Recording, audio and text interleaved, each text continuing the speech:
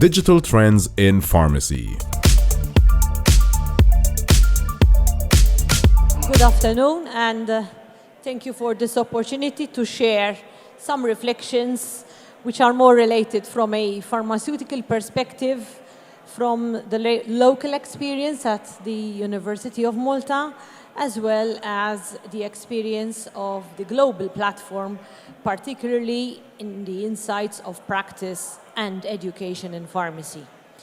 So, as we've been hearing these past 2 days, there has been a very much accelerated aspect out there for our patients, for society, and for all healthcare professionals in the aspect of digitalization.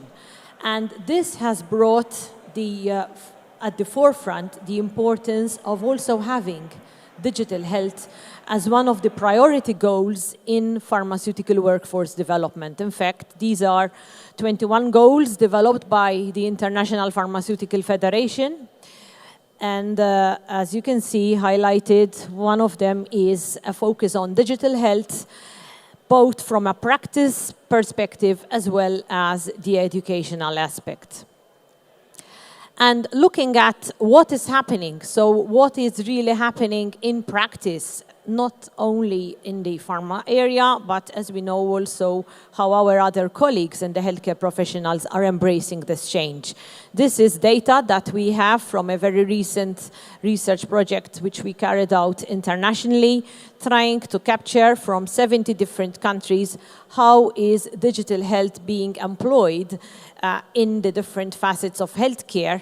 And we can see that the blue bars represent what is going on. And there's quite a highlight in e-prescribing, mobile apps being already embraced in the healthcare systems, and e-dispensing, together with electronic patient data. So this is what we already have in our healthcare ecosystem and what we need to also embrace as educators in practice.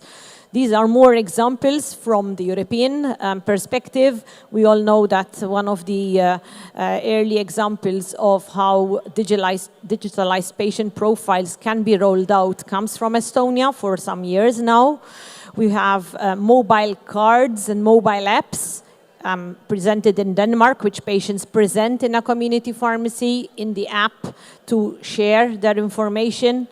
Locally in Malta, we have very recently, over the past year, seen an evolvement in digital patient profiles in the chronic medical system being developed in private community pharmacy through our POIC scheme, the NHS service for free medicines on the chronic disease, and how the pharmacist in the community is now seeing the patient profile and also have an opportunity to interact with the primary care physicians.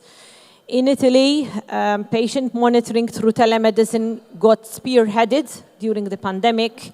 And also of note, we could see that digital health certificates in Portugal were available before we had the experience of the COVID vaccine and the digital health certificates for vaccination. So these are evolvements that pharmacists are interacting with through the healthcare systems in European scenarios. What we see, therefore, is that we have patients who are exposed to these digital platforms, and we also have the healthcare professionals who have an opportunity to interact with patients. And this is where, as far as the pharmaceutical workforce, we are going to be changing, evolving, and becoming more empowered to help our patients. And I focus here on an example, the digital therapeutic example of diabetes. This is an example which we also have in practice locally in Malta, but it's a good example to highlight the three main areas of what digital therapeutics present, but also what, as educators, we can highlight on. Through this continuous blood glucose monitoring device that is carried for diabetic patients, as healthcare professional, as a pharmacist, we are also helping the patient to align to managing his or her own condition, diabetes, how the patient can visualize food intake, how it affects, or exercise, how it affects their diabetic control. We're also accelerating personalization of care. Pharmacists are at the forefront of interacting with patients. So they are actually in community pharmacies, particularly meeting patients, coming with this data from the digital monitor they have with their diabetic profile, asking questions of how to change and alter their insulin therapy. And at the same time, we also have an accounting of the interventions because all this data is being captured and taken up in the device. So we are aligning, we are working in having the pharmacist prepared and contributing to the 3 A's of digital therapeutics: aligning, accelerating, and accounting. What patients are thinking about having the pharmacist at the digital platform?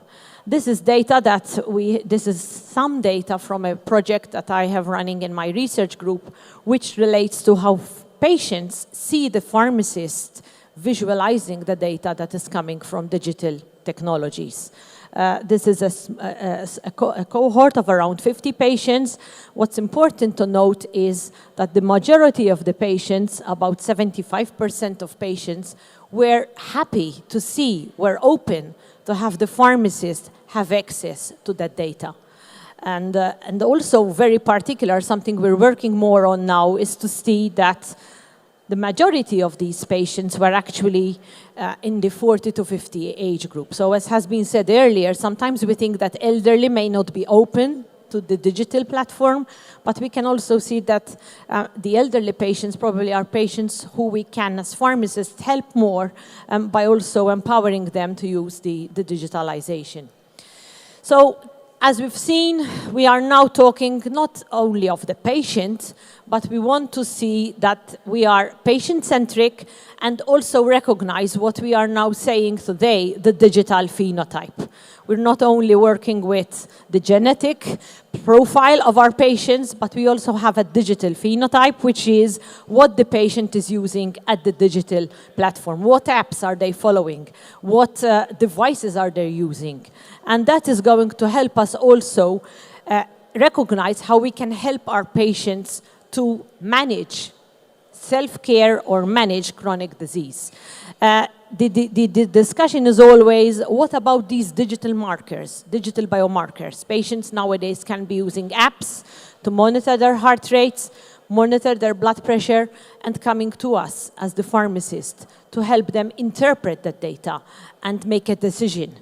So I do think that we are actually empowering our pharmaceutical workforce to help patients approach these digital biomarkers, use this data to optimize their treatment, personalize their treatment, and also take decisions which are based on outcomes within a collaborative practice, joining our patient with their digital data to the healthcare team and helping them make the right decisions, the safe decisions for their particular personalized care.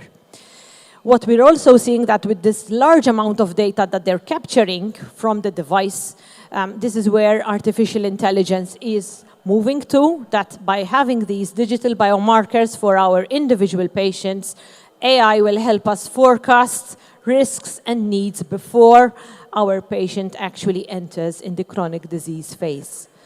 So to conclude, I do believe that what we're looking at, even at the Department of Pharmacy locally and at the global pharmaceutical scenario, we're looking at challenges where we want to synergize the data that is coming from these medical devices, making sure that the patient is exposed to use these devices in an equitable manner, and at the same time trying to ensure that they are exposed to safe and quality products through regulation, contributing to, therefore, reduce the risks of using inaccurate, inadequate platforms, and hence also leading to the resilience and sustainability of having a digital technology in the pharmaceutical aspect.